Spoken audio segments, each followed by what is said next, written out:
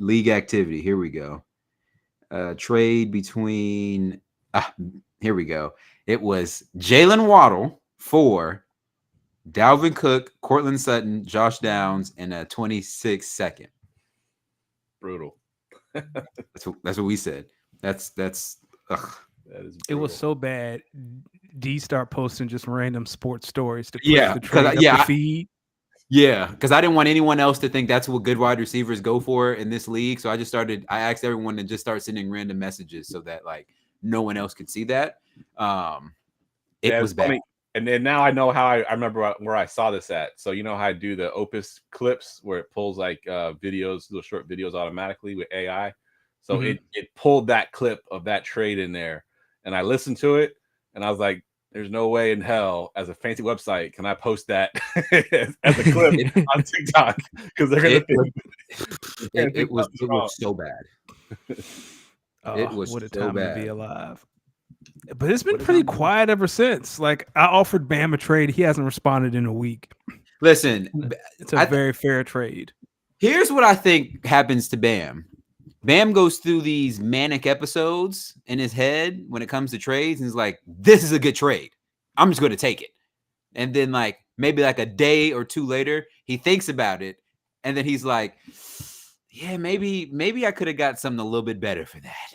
And then I think it's also that you got to start dunking on him immediately. That's why he doesn't do anything else. Like because those are bad. Here's the thing: in this league, when no one says anything about your trades, it's a good trade. Everyone's kind of like, "All right." Remember the Trevor Lawrence deal I made last year at the beginning of the season? Everyone was like, "Okay." The Josh Allen trade I made right at the start of this new league season, everyone was like, everyone first was like, how can you come out and say you're not trading Trevor Lawrence, and then the first thing you do when the league year opens is trade Trevor Lawrence? But no one ever said the deal was bad. I've made one or two bad deals. Name these bad deals, because I feel like I know one. What's the one? Yeah, shut up. Everyone, welcome to episode 131 to speak on it. Listen, I want to thank you because Devon A-Chain, Tajay Spears, Keaton Mitchell, listen, they're going to be my running backs of the future. I just need Keaton Mitchell to get healthy. Hopefully, the Titans make Tajay Spears RB1.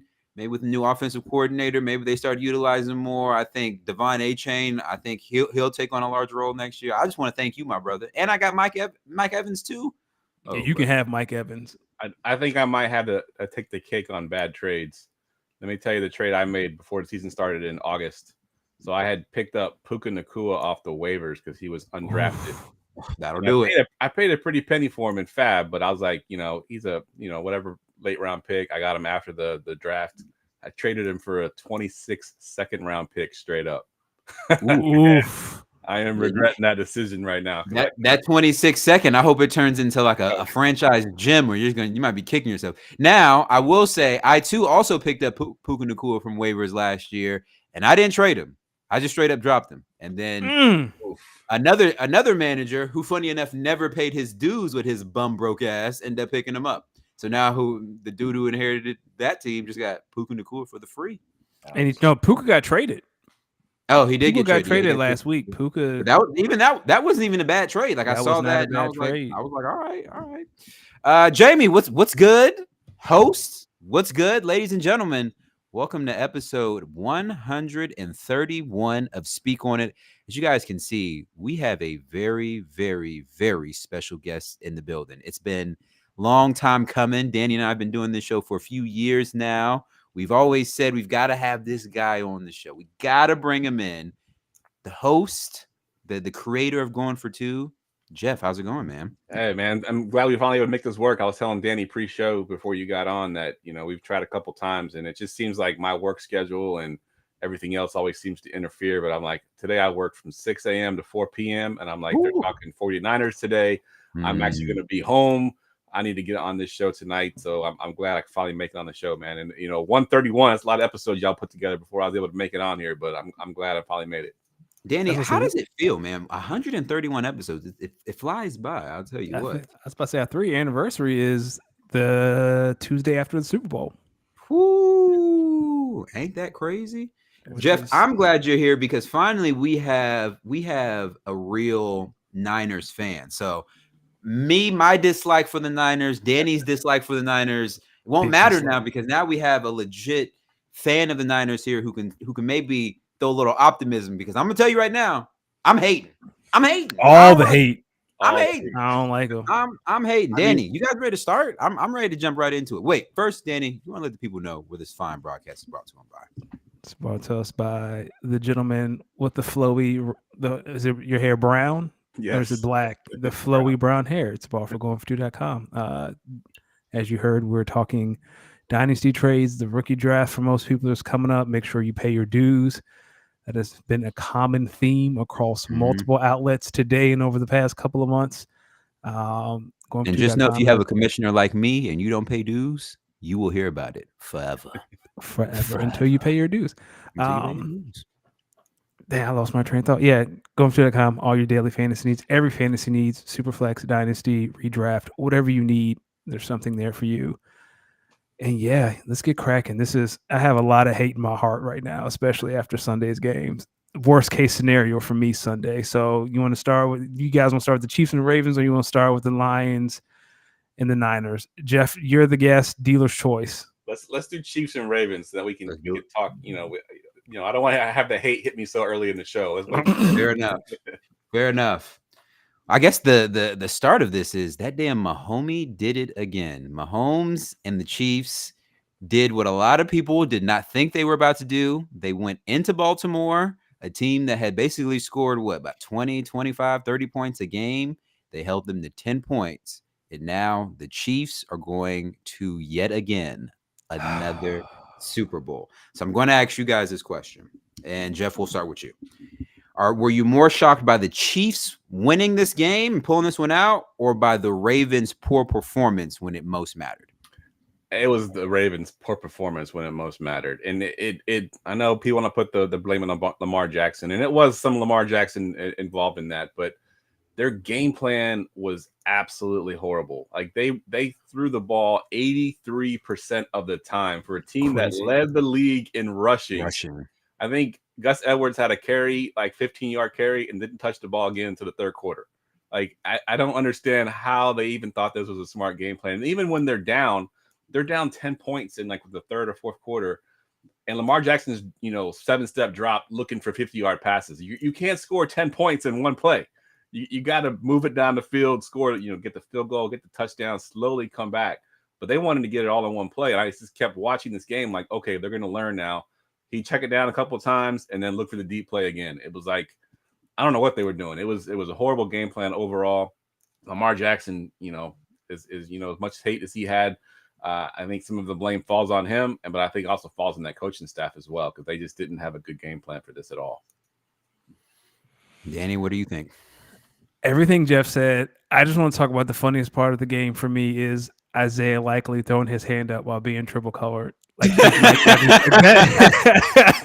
showed the replay, and I was like, "Oh, he thinks he's Gronk." Like more what Jeff said. I'm more shocked at the Ravens out. I thought for sure. I thought it'd be close, but I thought Baltimore, they're physical. Like Jeff said, they run the ball. Like they do everything that the Chiefs don't do well in theory, and somehow they just the Chiefs found. I'm not a guy who says teams lose the game, but the Chiefs found a way to win. It's amazing. He has been to the AFC Championship game. Mahomes, every year he's been a starter. Yeah, he's different. That boy different. I'll tell you what. That boy is different. I'm actually a little bit more shocked. Just so y'all know, I know we're not to that game yet, but the other guy's been in the championship game the 2 years that he's been in the league too, Mr. Brock Purdy. All right, here we go. Okay, all right. Now, I was honestly a little bit more shocked at the Chiefs pulling this out, because I think similarly to what you guys are saying, like the game plan for the Chiefs. I felt like the Chiefs' game plan kind of got punched in the mouth early, but Andy Reid and that coaching staff made just enough adjustments that they scored a few enough points to just win the game. And I think Jeff was just talking about this.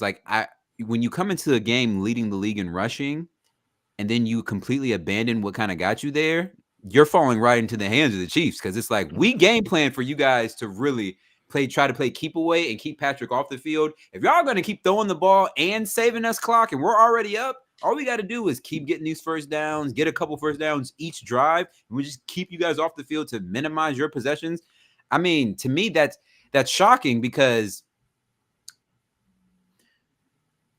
these last couple of Ravens postseason losses, it's always been a consistent theme. They abandon the run. They if you can look at it to the AFC Championship game a few years ago. These last postseason games where the Ravens have been heavily favored and they came in and they just kind of wet the bed. It's been a consistent theme. They start running the ball a little bit well. They kind of get down and they just abandon the run and they just tell Lamar, Superman, please save us. And while that works in the regular season, in the postseason, it's a different animal. So I was just a little bit shocked at how the game plan for the Chiefs, even though it wasn't necessarily the best, all it takes is a few adjustments, and now here you are, up 17-7, up 17-0. All you got to do is hold the ball, minimize their possessions, stop them on defense a few times, get Zay Flowers to make a bonehead penalty. Oh, I still don't understand that one. That man is sick. The fumble at the goal line. That was it. Oh, Mecole Hardman somewhere just laughing. We're laughing like, hey, my bounce was unlucky, but yours super unlucky. So it's sad because I think we all here recognize the greatness that is Lamar Jackson. I think we all pretty much agree he's on his way to his second MVP. But this is just like a consistent pattern of just Lamar and the Ravens getting into the postseason and just really, really underperforming. And I mean, hey, hats off to the Chiefs. I mean, they came in and they proved everyone wrong. I know I came in here and picked the Chiefs last week. I might even pick them by 2 scores, maybe. I don't know. But no, you picked the Ravens. We both picked the Ravens last week. Are you sure about that? 87% sure we both. Are you sure about that? I think otherwise. Don't make me pull up the clip. I think otherwise. You might pull up the clip. I thought we both picked the Ravens. No, I think I might be wrong. I think we both picked the Lions. No, I picked the Lions. I picked the 9. Hell no, I picked the Lions. Yeah, let me ask you a question. Do you think in the AFC, like these teams that go up against Mahomes, like do you think the mystique of Mahomes kind of like sets in and spooks these guys? 1,000%. Yeah, it definitely does. I agree. And someone compared it to the Jordan era, the 90s, all the teams that didn't get super championships because of Jordan was winning all of them. That's kind of what Mahomes has right now. He has that. Mm-hmm. And you never feel like, even if when you have a lead on them, you don't feel like it's safe because, Mahomes is going to bring them back and find a way to win the game. So I think a lot of teams sometimes overthink it. I think the Ravens overthought it. They thought, oh, we can pass on this team because they're going to be coming out and trying to stop the run, and we're going to surprise them and pass. And they overthought it and went away with everything they did all season long. And they did that because of Mahomes. If it wasn't Mahomes on the other side of the field, they probably wouldn't have done that. Yeah, I was about to say, I feel like when Mahomes on the other side, other teams start to get out of their character. Like they try, we're going to beat Mahomes the way Mahomes beat us. And it's like, just stick to what got you here. It's almost like I compare it. Jeff mentioned the 90s Bulls. I don't think you got to go back that far. I think you can go back to the Patriots years. All these times teams got to the AFC Championship game or postseason game against the Patriots, good teams that just find a way to piss on themselves just because they're playing the Patriots. It's the same thing happening with the Chiefs. It's like you're staring across the field from 15 and Andy Reid and all the motions this way and that way, all the eye candy, Travis Kelce, and teams just are like, oh no. Let's just try something completely brand new. Let's just try to throw something out that they ain't seen before. That's what irks me. Don't get to the playoffs and try to, they haven't seen this before. Do what you do well, and let's just your best players against my best players, line them up. Let's see who wins. Why everyone try to get to the postseason and just try to overdo it, overthink it? I mean, literally, I think every postseason game this postseason the Chiefs played, you can go back to 1 or 2 plays the other team made, and you're just like, you don't normally do that. Why did you start today? It's tough, man. What can we say? I mean, are we witnessing a dynasty here? I think we are. I mean, they've been like you just mentioned a minute ago, Mahomes as a starter in the championship game every year as a starter. That's a dynasty right there. Yes, I think we're in the midst of the dynasty. Like the dynasty has already started. We're kind of just trying to ride the wave until it's over, and I don't know if it's ever going to be over. That's what it feels like. It feels like those Brady years. Like, is this ever going to end? So in Dynasty, right, we all have that one player where we know, outside of our quarterback, we know you are Hall of Fame. A Hall of Fame player for the Chiefs in their tight end Travis Kelce passed Jerry Rice in total playoff receptions. So now I have to ask, in the midst of this Chiefs dynasty that we're all in agreement they're in, does Kelce pass and Jerry on the all-time playoff reception list? Does that solidify him as GOAT tight end, or are people jumping the gun here? So let's see. If you put in the GOAT conversation, you're going to put Gronk, obviously. And the biggest thing that separates Gronk from Kelce, or from Kelce from Gronk, is that Kelce has been available in the big games. Gronk has missed some of those Super Bowls when they still won it. And that, to me, is the key. Like, Gronk had a lot of issues. Gronk was super physical, but he'd get himself hurt. And Kelce, for the most part, has been healthy his entire career. And that's what kind of gives me that, when they need him most, he's going to be there. Like, this last game, they needed him a lot to come up big, and he did. And that's, I think, Kelce right now, I think, is the GOAT tight end for me, especially if they could, continue on this run with Mahomes. Everything Jeff said. The only one person I thought of was maybe Tony Gonzalez in regards to like route running, but I mean, when championships have to come into effect at some point in time, and Travis has the championships that Tony doesn't. Yep. And granted, they both, some about the Chiefs and tight ends, but yeah, it's definitely Kelce. Kelce, the route running. Kelce can block. Kelce understands leverage. Kelce has the touchdowns. He has the rings. Like, I don't know whose resume you can put beside him and be like, no, I'll take this guy over Kelce. Yeah. I think of the GOAT tight ends. Obviously, I think of like the Antonio Gates, the Shannon Sharps, the Gronks, the Tony Gonzalez's of the world, the Mike Ditkas of the world. I'm not afraid to say it. The real OG tight ends. And I think, well, what does Travis Kelce do better than a lot of these other tight ends? Honestly, I would say he's probably, in my opinion, he's got probably the best hands and some of the best route running. He maybe isn't as touchdown merchant as maybe, let's say, a Gronk who can give you like 5 receptions for 75 yards and 3 touchdowns, but like Travis Kelce will give you 10 for 112, and those are some of the 10 most clutch catches that you'll see. Like, I take it, like even that game versus the Ravens, especially in the first half, some of those catches Kelce made, I was like, whew, that's just Mahomes just believing. Just believe. Yeah. The one on 4th down, that was all hands. Just went out there, snagged it. All hands. And so against the best defense in the NFL too. It wasn't like you're playing scrubs. Yeah. Yeah. And I'll say, I mean, like, go ahead, D. My bad. Go ahead. My bad. I was going to say, like, I mean, the Ravens were trying a lot. They were putting Queen on them. They were putting Roquan on them. They tried Kyle Hamilton on them. It didn't matter. Kelce was just shifty hands. Doo-doo. I mean, it just didn't matter. So I think with or without another ring, it's hard to look at another tight end and say they're better than this guy. To me, he's the whole package in which you would want in a tight end. Pause. So my next question is, and then we can move on. Do you think this dynasty is over if Kelce retires? No. So you think it's Mahomes? I think as long as Mahomes and Andy Reid are together, these guys are going to be competitive for a long time, especially because I personally think no matter what the outcome of the Super Bowl is, I think the Chiefs are walking into April's draft and they're trying to trade their way up so they can go get a wide receiver. I think they're looking at Kadarius Toney, Sky Moore, and Mecole Hardman and saying, y'all are not NFL wide receivers. Yeah, definitely. You gotta go. Like the best news the Chiefs had all week is when they ruled out Kadarius Toney because he couldn't play in that game. He will never play another game for the Chiefs again. Especially after the IG Live rant. I was into the IG Live rant and I was like, okay, Kadarius Toney, I received what you're saying, but do you not remember like some of your fuck ups this season? Like, you had a lot of them between the drops, the lining up offsides. Travis, I mean, the Chiefs. One could say, yo, Kadarius Toney, if you don't line up offsides, we probably don't even have to leave Kansas City to play a postseason game, buddy. Like, but at the same time, Kadarius Toney won them the Super Bowl last year on that punt return. He did. And he might have caught the. Oh, that was Sky Moore. That was Sky Moore. Game Kadarius Toney Yeah. had the punt return. Yeah, although they basically scored on the same play in the Super Bowl last year, just ran it on different sides. I know. So. I watched. I know.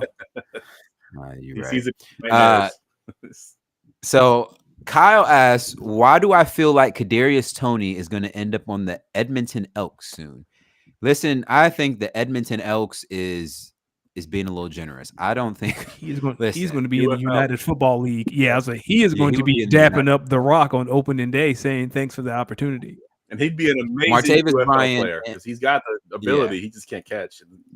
Yeah, Martavis Bryant and Kadarius Toney will be teammates very soon. They're going to be the Jamar Chase and T. Higgins of the United Football League. Oh yeah, you guys see that video of like old Shaq and Kobe highlights? Yeah. Anytime people are hyped, that's going to be Kadarius Toney and Martavis Bryant in the UFL Canadian football. I feel like the Chiefs, after Tyreek Hill, were trying to find like that gadgety speedster that they could just line up anywhere and they would just be able to beat you with speed. And I think they learned after Sky Moore, after Kadarius Toney, and after Mecole Hardman, there is only one Tyreek Hill. He is just a generational talent. Let's just go and get a big body receiver that can catch. Maybe you might come back with another Rashee Rice because that was their hit. Yeah. They're lucky they hit on Rashee Rice. I think if they didn't hit on Rashee Rice, Andy Reid was going to have to go back to his scouting department and just ask him, what the fuck are you looking at in these wide receivers? Like, what are we looking at here? Because it's bad. Imagine Mahomes with like a Keon Coleman who might have fell a little bit later in the draft. Imagine him with like a Brian Thomas who might have just fell in the draft. Like there are some wide receivers in this draft. I think the Chiefs are looking at. They're saying, hey, we're not going to get Marvin Harrison. We're not going to get Malik Neighbors. But we can trade up to like that 12 to 18 range, and we might be able to get somebody who we can plug in next year and can give us 40 to 50 receptions, maybe 500 to 600 yards and a couple of touchdowns, and that's pretty much all we need. But don't you think they need an adult in the receiver room? I get it, Travis Kelce is there, but you just can't roll out with a bunch of young receivers. You don't think like, hey, isn't Mike Williams a free agent? Like I feel like there might be some free agent options that can go to Kansas City and be the adult in the room. T. Higgins is licking at the chops. Yo, come pay me. They're not gonna pay. They're not gonna pay T. Higgins, Travis Kelce, and Patrick Mahomes. T. Higgins, he's not going to reset the market, but he's going to get close. Listen, and I'm going to say this. If the Chiefs win one more, you don't think that general manager is going up the Travis and being like, hey, man, listen, we want you back, but... I mean, Travis has taken pay cuts his entire career, though, right? Like, Travis has been the guy that's taken less so others can eat. So you see Travis coming back next year. I think if they win, he retires. I think he and Kelce go out together. Like, if he wins, I think Jason and Travis retire together and go off into the sunset. Jeff, what do you think? I think Kelce comes back. I think Andy Reid might retire. Oh, yeah. I've heard some scuttlebutt, some rumors that there's a potential that he didn't want to put it out there to create this sort of Andy Reid's, last season kind of thing. But I've heard rumors that Andy Reid might hang it up after this season. Wow. Now, okay. Now let's talk about that because we just mentioned. I believe the dynasty is within Andy Reid and Patrick Mahomes. Andy Reid retires, we're having a way different conversation about the Chiefs. I'm going to be honest with you. Really? You think so? Because I don't think the Chiefs go outside the organization to hire. I think they promote within. So I imagine them promoting Spags and keep trying to and bringing Matt Nagy on to be like basically the offensive head coach. You don't think they would call Eric Bieniemy? I was just thinking the same thing. They can call him. You don't think they call? He not doing nothing. The Commanders held on to him. Now it's too late for him to get an OC job. I think he's still technically employed by the Commanders. They haven't hared their coach yet. Yeah, so he's stuck. I don't think he'll be there. I think they will get rid of him once they. So he's stuck. Oh, I didn't even think Same thing with Kellen Moore, right? Kellen Moore couldn't interview until Harbaugh was hired, and then he became the Eagles coordinator. He couldn't interview until the Chargers had some direction. We're gonna talk about that because I'm so curious to know what Eagles fans think about that hire. But okay, Bill Belichick. The chat thinks Bill Belichick to Kansas City, and I think that's a terrible idea. Like we need to get off this platform that Bill Belichick is just this solve. We saw what Bill Belichick was without the GOAT. We've seen Bill Belichick's GM skills, and y'all people are raving and wanting that for their organization. Like Cowboys fans, like if Mike McCarthy messes up next year, by all means, please go hire Bill. Who says Bill really want to? What if part of me thinks Bill wants to coach, but Bill don't want to coach? He doesn't. Part of me is like, yo, if you ain't got like a Tom Brady or a top 10 QB on your roster, and y'all not definitely in a win now mode, I don't want to be here because Bill's been rebuilding since Tom walked out that door, and it got collectively worse and worse and worse. He looked at Mac Jones and was like, "Yep, I'll take you." That's all I need to know. Jeff, would you want Bill Belichick in charge of your organization? Like, would you get excited? No, because he's going to want full control, and I if he's just going to come coach, I don't know if I don't mind that, but I need somebody else to be the GM because he's shown that he cannot GM. He's missed way too many times in the first round. It's going to be hilarious. Yeah. Whoever the coach is at Washington, they're going to call Bill Belichick and say, "Hey, you want to be my D coordinator?" And he's going to hang up the phone. Yes. Because that's all I'd want him as. You can be my defensive coordinator. That's Why all. are you so sure that he's going to hang up the phone? Come on, dog. You don't go. Listen, you don't go from full control football to defensive coordinator in like one step. Like you usually lose. Like, okay, you can be the head coach, but you're not the GM, right? Like that's the next step for Bill. There's a way to sell that. I think Bill could go to a team that has a bad sort of like the Commanders, for example. They have a bad history, right? He could go in there and create order, but as the GM hiring Bill, I would like I said, no control over any kind of player personnel, and he has to have a legit offensive coordinator and a legit defensive coordinator, and all he has to do is just manage the pieces around him. He tried to do too much with the Patriots, hiring just anybody to be an offensive coordinator because he thought he was just that good. But I don't mind him as a coach. I just don't want him controlling player personnel, and I want to have two coordinators that can do their thing without him interfering with them.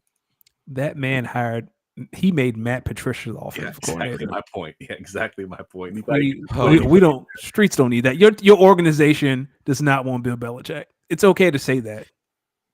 Okay, so I'm asking you, Jeff, first. You GM of the Washington Commanders. You have to make up. Your owner says, "Yo, we want Bill Belichick to be our defensive coordinator." I want you to walk me through that phone call you're making to Bill. How do you even have that call? Yeah, it's a very difficult call to make because you're right. I mean, he holds a lot of weight, but it has to be especially now because there's not many spots left open. If Bill wants to coach, and he wants to coach this year, he doesn't have spots to go. They're all filled. So you're like, well, here, we're the Commanders. If you want to come coach for us, that's great, but we can't give you the player personnel. Danny, I'm so yeah. Hey, old man, listen.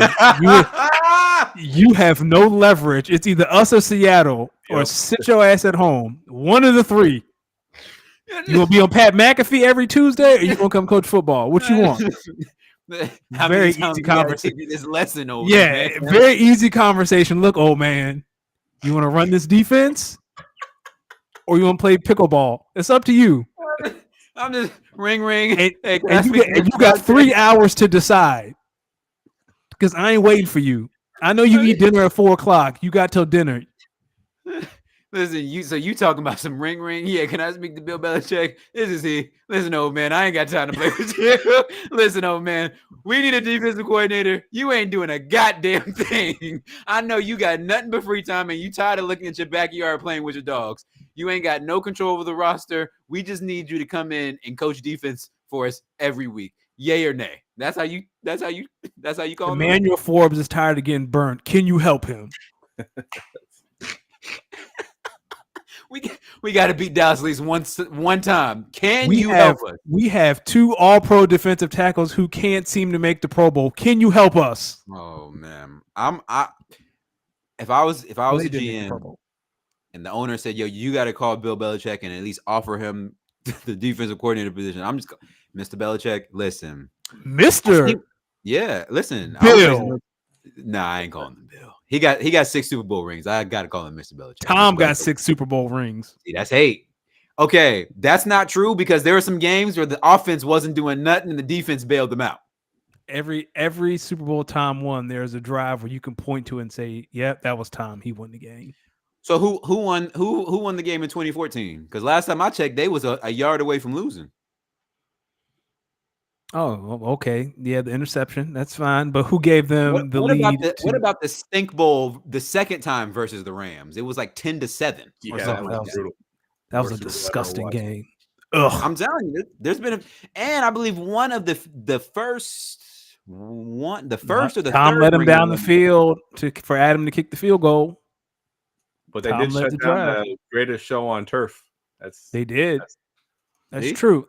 Listen, I'm not saying I'm trying to disrespect Bill, but I feel like y'all be putting too much shine on Bill.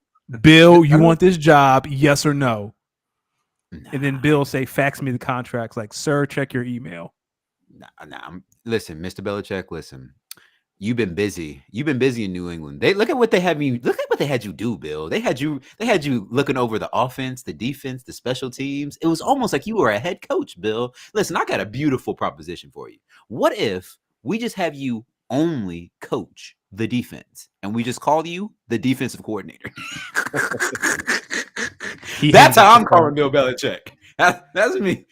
Jeff, how do you call Bill Belichick? Huh? How do you call Bill? How do I call Bill? I mean, you got to put some respect on him. Like, Thank you, Jeff. Yeah. Jeff was raised properly, clearly. Yeah. 6 Super Bowls. That's still, I mean, in Tom Brady in the beginning, he wasn't the GOAT yet. He was still a young, quarterback, and he found a way to win too. So early on in his career before Tom Brady became Tom Brady. So we still got to give that to Bill. That's fair. See? I think if you're Bill, the only retort you have left is it's either me or Brandon Staley. Yeah. Give me control. Hey, yo, I'm glad you mentioned that. I'm glad you mentioned that. We're going to pause this before we even, since we're transitioning over to the NFC, let me make a statement for my favorite team that just so happens to reside in the NFC. Whatever you do, if you interview Brandon Staley for a second time, don't. If you're thinking about interviewing Brandon Staley for a second time, don't. Oh, they will. If anyone in that building says we should hire Brandon Staley seriously, fire them. They don't know what they're talking about. Congratulations, Brandon Staley. You are the Green Bay Packers defensive coordinator. Nah. Arthur Smith. I'm so glad Vic Fangio came to Philadelphia because I was shaking in my boots. Yeah, I mean, Arthur Smith got a job, right? Offensive coordinator after what he did in Atlanta. That's crazy. That offense is going to be putrid. I don't think so. I think the man had Kyle Pitts, Bijan, and Drake London, and he couldn't win the NFC South. But that's because he didn't have somebody to check him.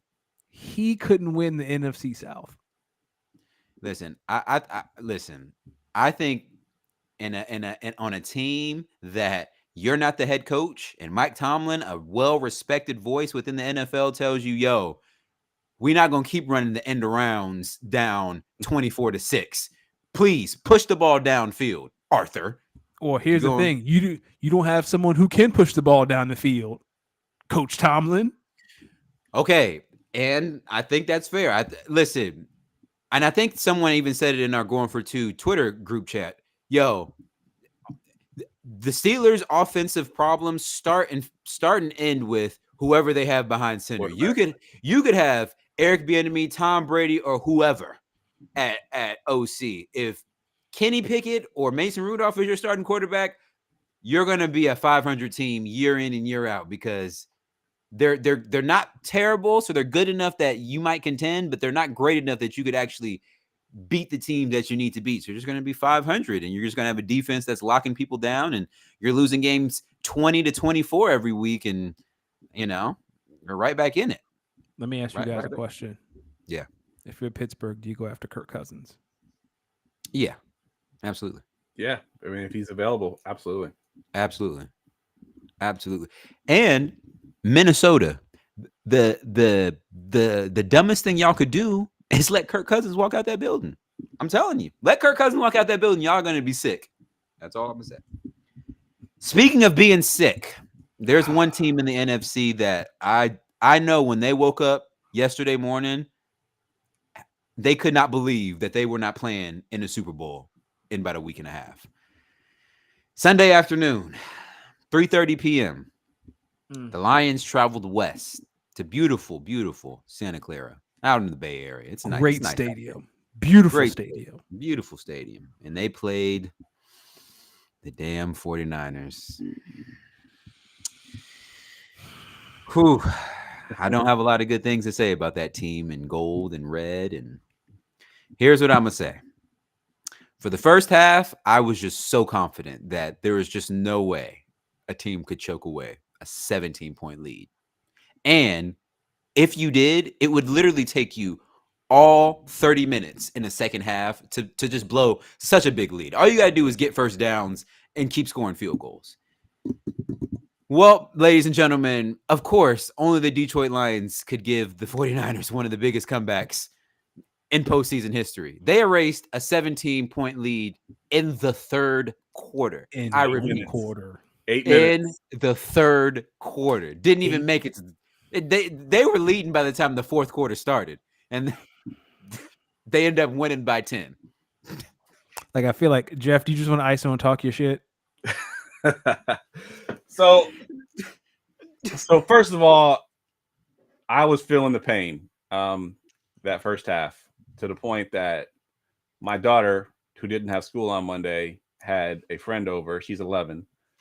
The language that was being spoken very loudly in that first half, my wife told me I need to go to the basement because we might be scaring my daughter's friend. So you can't be dropping all these F-bombs. Yeah. We got to get them. So I had to move to the basement to watch the game. And my wife is a Packers fan. I don't know if y'all knew that or not. Her whole family's all from Wisconsin. They're all Packers fans. So go Pack, go. I understand your hate, D, because it seems like whenever we play y'all in the playoffs, we find a way to beat y'all. So I definitely get the hate. And that's the same reason I hated the Cowboys in the 90s.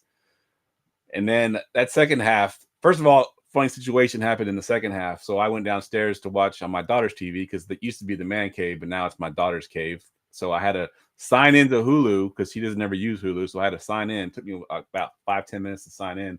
And then I'm watching the game and I see my phone blowing up like, oh, what a play by IU. What a play. And I'm like, I'm watching the game like that shit didn't happen. I'm like 10 minutes behind because Hulu had signed me in from the point I was watching it upstairs. I missed all of that. So I had no idea for like 10 minutes. I was watching the game way behind. So then, of course I'm watching the game and we're coming back and, a couple of things that happened, on both sides. I think, your question that you're going to ask is going to be, who's the L? Is it more of an L to the Lions or is it more of a, 49ers won this game? And it was kind of on both sides, right? Because I think the 49ers, unlike the Ravens, did not panic that they were down. They weren't trying to score 15 points in 10 minutes. The first drive after the first half, they kicked a field goal. That's something I don't think that the Ravens would have done at that point. They kicked a field goal. They were still down. They said, this is the points that we're going to get. Kick the field goal. We're not going for it. We'll just play good defense, get the ball back. Of course, things started to happen. They started going for it. The Lions did on fourth down. We got the ball back, scored again. Suddenly I'm getting, obviously a lot more excited that this is actually going to be a possibility. This is going to happen. So obviously I'll let y'all take it from here, but that's kind of where I was at with that game. Like it was a total tale of two different halves because that first half was not pretty at all. We were getting dominated. The Lions, I think, changed a lot of their scheme in the second half. They weren't running the ball like they were in the first half, which I was surprised. They were giving up 7-8 yards of run. Like, why were you even throwing the ball on fourth down? Run it, because they were killing us. And then they changed their defensive scheme. In the first half, they were sort of matching our personnel. They changed it in the second half for whatever reason, and we started moving the ball on them. We made a big change on the defensive side that wasn't really talked about much, that I think was probably the biggest key in the entire game, is they took Shavarius Ward, who's our best corner. He's our lockdown corner. He's the one that guards DK Metcalf whenever we play DK Metcalf. I think he was taking A.J. Brown when we played the Eagles. They moved him on to Amon-Ra St. Brown in that second half, even when he went into the slot, which Shavarius Ward doesn't typically go into the slot. Amon-Ra St. Brown did not have a catch in that second half. And the two passes that they had to throw to their receivers for those fourth downs were to Reynolds, who dropped those passes. And had that been Amon-Ra St. Brown, he would have caught those passes. So I think that was a big move that we made in the second half that wasn't talked about a whole lot.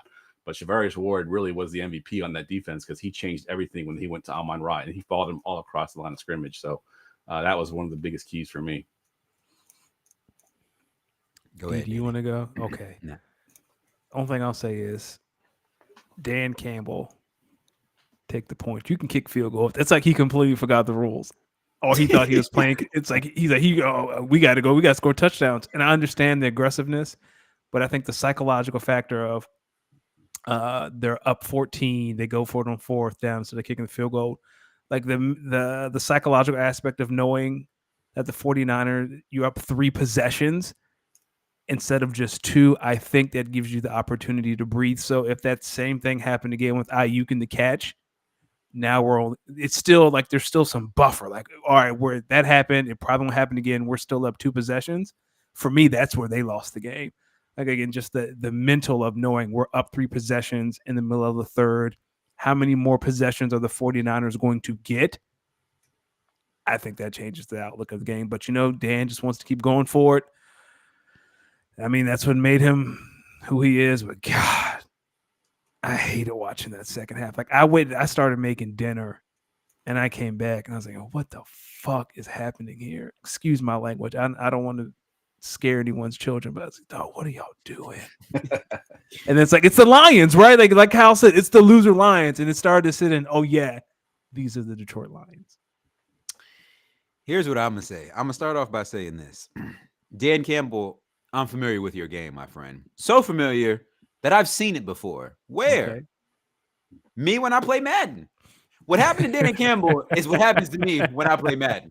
My first halves, oh, brother, I'll be smoking people. Because I like to balance out the offense. I'll run it 3 straight downs, get the first down. Next set of downs, I'm going to just pass it 3 straight downs, get the first down. Now I'm up.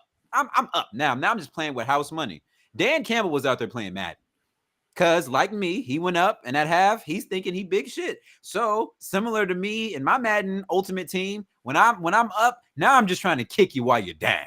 Now I'm just trying 70-yard bombs just for the fuck of it. Now I'm going for it on 4th and 12 just for the fuck of it. Now I'm playing a video game trying to build the Ultimate Team. Dan Campbell's out here playing with real house money, trying to win a Lombardi trophy. So I'm gonna start by saying, Dan Campbell, when you're up 14, 17, or whatever, and all you need is a field goal, let's just start by taking the points.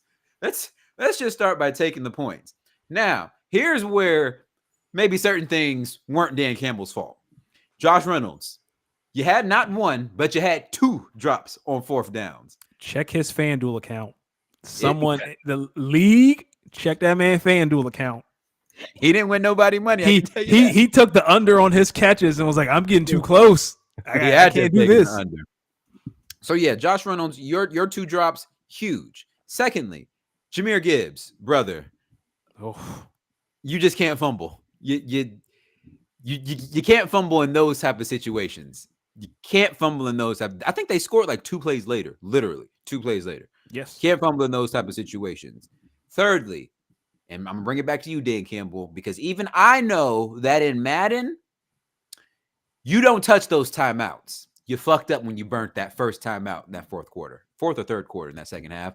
That's where you fucked up, because even when you're trying to make the stop to then try to either tie the game or take the lead, you don't even have enough timeouts there where if you stop them on 1st and 2nd down, if they do anything on 3rd down, you're stuck. And that's kind of what happened. I think what got Dan Campbell and the Lions to the NFC Championship game was their aggressiveness. Yeah. I think the 49ers just kind of flipped that aggressiveness on them in the second half. Because all it takes is, okay, we, like Jeff said, we get the 3 points on our opening drive. Now we just got to play some sound defense. Well, if we're gonna play sound defense and y'all just can't move the ball, past our 50, and you're gonna go for it on 4th down, oh brother, now you're just shortening the field for us. Mm-hmm. Shortening the field for us. God, that's tough. And it makes me wonder, like, what did Dan Campbell see or was not seen from his defense from the first, in that second half, like before the unraveling started? Or maybe he saw something in the first half where he was just like, I don't even want to put my defense in that position. If we're going to win this, we're just going to win this on offense. That's been the case all year though, right? Shanahan is going to figure it out. I know I give Shanahan a hard time, but he's going to figure it out at some point or another. So if you're Dan Campbell, I get it, right? Like we're going to have to keep scoring. Kyle is going to figure because the defense is weak anyway, especially the pass defense. Like Kyle's going to figure you out at some point. So I get the aggressiveness, but again, like sometimes you can just kick field goals. I swear it's like he forgot the rules. It's like, yeah, dog, you can kick field goals. Yeah, because really, if they take what they went for it on like 2 or 3 fourth downs in the second half, if they kick the field 2, yeah. So if they kick the field goal, You're up 17. You're up 3 possessions, and if you're not going to kick the field goal, then at the end of the half, go for the knockout. Like at the end of the half, I think he made the right decision in kicking the field goal. But if you're going to keep that aggressiveness in the third, you might as well just go for the. You might as well have done in the second and said, "Screw it, we're going for the knockout." And now you're up 28-7. But I'm glad he took the points there. Sometimes you just got to take the point. I know analytics say go, but sometimes just take the points. Yeah, and the other thing with the not taking the field goal too is not only are you not obviously getting any points, but you're giving us, who are the home team, momentum. And the crowd's behind it. We just got a 4th down stop. We're all excited and hyped up, and it just switched the momentum completely. Because that first half, they took it out of us. That crowd was quiet because they were just running over us like it was nothing. And those 2 stops on 4th down really turned things around. So Jeff, I'm gonna ask you: did Brock Purdy beat the game manager accusations? So I don't know if y'all have seen. I obviously follow a lot of 49ers TikToks and Twitter accounts and everything else, and the 49ers players have now taken this game manager thing and sort of turned it into a positive. And they keep talking about like, oh, didn't Purdy manage to win that game? And they just put the word manage in everything they talk about when they talk about Brock Purdy. They're, kind of supporting their guy. But one thing I've always kind of said with this game manager label and how negative it is, we don't call losing quarterbacks game managers, right? So if you're a game manager, you're winning games. So I don't know why it's such a negative thing. And you don't like when we talk about quarterbacks, it's the only one that we were talking about being a system quarterback. He's a system quarterback. But any other position on the field, if you're not running the system, you're probably not getting playing time, right? Like if we say he's a system linebacker who makes all the right reads and gets all the tackles, but he's not a playmaker, or you're a system wide receiver that runs all the right routes and reads the defenses the way you're supposed to. We don't ever put that label on any other position, just on quarterback. To me, quarterback is a system because obviously you control everything on the field. So being a system quarterback or a game manager, that's what you're supposed to do. And then 3 or 4 times a game, you make the play that you have to make, whatever it be. In this case, I think with Brock Purdy, it was those 3 runs that got first downs.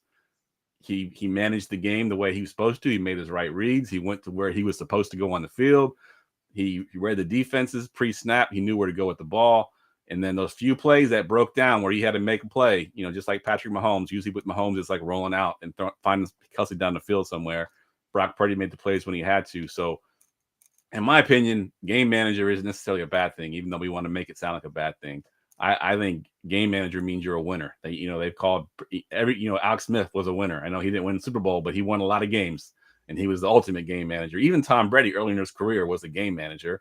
It wasn't until later on when he had Randy Moss and the offense was high flying. But early on in his career, he's a game manager. He just made the right reads, put the ball where he's supposed to do, get the ball in your playmaker's hands and let things happen. And, the fact that we take away from Brock Purdy because he has Deebo Samuel and because he has Ayuk and because he has Kittle and because he has Christian McCaffrey, he isn't the only quarterback in the league that has a lot of weapons.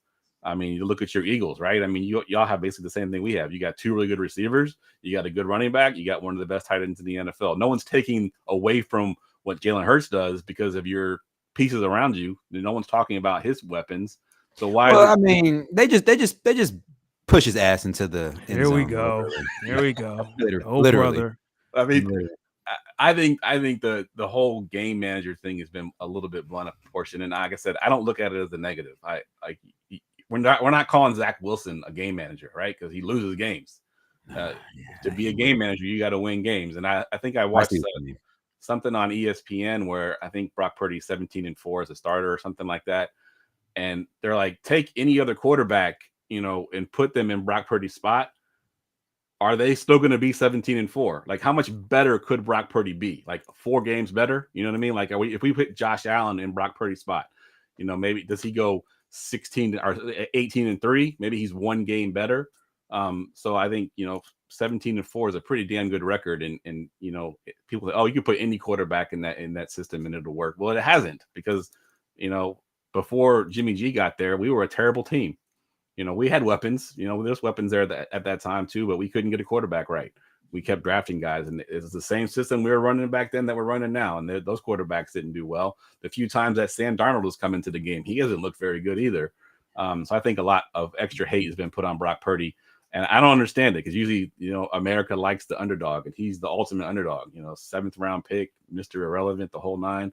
But somehow the whole narrative is flipped now, and there's like a hate going towards Brock Purdy because he's doing what he's supposed to do. He's doing his job. Sorry, I talked for a while there, Danny. Go ahead. No, I'm raising my hand saying I'm the leader of the hate brigade. That's me. I might be vice president. I am him. Do you want to go, D? Everything Jeff said is right. Jeff, you're right, Jeff. 100%. Brock Purdy can only do what he's asked, and he's been doing that at a very high level. He's going to the Super Bowl, and somehow that pass to Ayuk, it's like that shit only happens to him. He throws like 3 balls every single game that should be taken to the house, and someone just drops it. He dead gets ass. Like I don't dead in the hands. Just drop dead in the hands. Yeah, looking at you, Darnell Savage. Looking at you. But you know, then he makes plays like the game against the Packers there, where he hit the guy in the middle of 3 defenders. Yeah, drops it over top of him right into the middle. Then, you know, he makes plays like that. Like I said, he made some plays with his legs in this past game, which is something he hasn't done all season. He made 3 huge. He did do that. That I was like, okay, Brock Purdy, go ahead. He can only do what is asked of him at a high level, and that's what he's been doing. And for that, I can be objective. But from a hater standpoint, man, every game, it's like, man, that should have been a pick. Who is he looking at? What is that? He just keeps getting away with it. He just keeps some bitches keep getting away. I don't know what he has, a leprechaun in his pocket. I don't know what it is, but he never has to pay for his mistakes. Good for him. He's gonna get paid. Is he gonna get a new contract this offseason, or is it next year? I would think that after winning the Super Bowl, they don't have to pay him. I think they might. Calling your shot. Okay, I heard that. Let's talk about the Super Bowl. So, of course, you have the 49ers winning. See, and this is where we're going, when no one's going to take any quarterback over Mahomes. When we talk about Brock Purdy, for me, it's like, what quarterback, like, where is he on the list of, okay, I would take him? And I can get to at least like 9 names before I start thinking about it. 90. I can probably get to 12 names before I think about Brock Purdy. And that's where it comes for me. We're not talking about that today. Mahomes versus Brock Purdy. Jeff, are you going to take Brock Purdy over Mahomes in that matchup? No. There's no way. I mean, Mahomes is Mahomes, and there's nobody that you're taking over Mahomes in any, you know, whether we're talking real football, fantasy football, whatever it may be, it's Mahomes. I mean, he's the greatest right now. So yeah, there's no debate there for me at all. Yeah, for me, go ahead. Go ahead, my bad. I was going to say, I think in this quarterback matchup, it's. I mean, this isn't really I think if we were just the tail of the tape for this QB matchup is truly David versus Goliath, because, you know, David is him, been that dude, one of the few people who've been able to knock off the GOAT in the postseason. Well, never in the postseason, but he's been able to knock off the GOAT. Well, Mahomes is Goliath in this one, right? Yeah. David would be Brock Purdy. Yeah, I got him mixed up. Yeah, Goliath. I mean, he's went toe to toe with the GOAT. He's already beaten this team in the Super Bowl. I mean, he beat him badly last time they matched up in the regular season. I think the Goliath here is clearly is Mahomes in terms of quarterback play. This is more interesting to me. Shanahan versus Andy Reid. It's kind of like, who?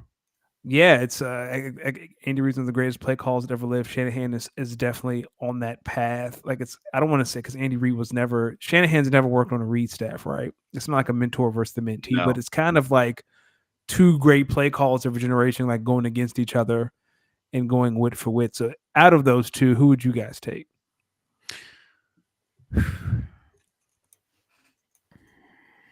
This one's, I really had to think about this one. Talking about Jeff, you want to go first? Game? I was going to let D go first this time. We're talking about a 0-0 game? 0. I mean, that's what it's going to be. It's going to be 0-0.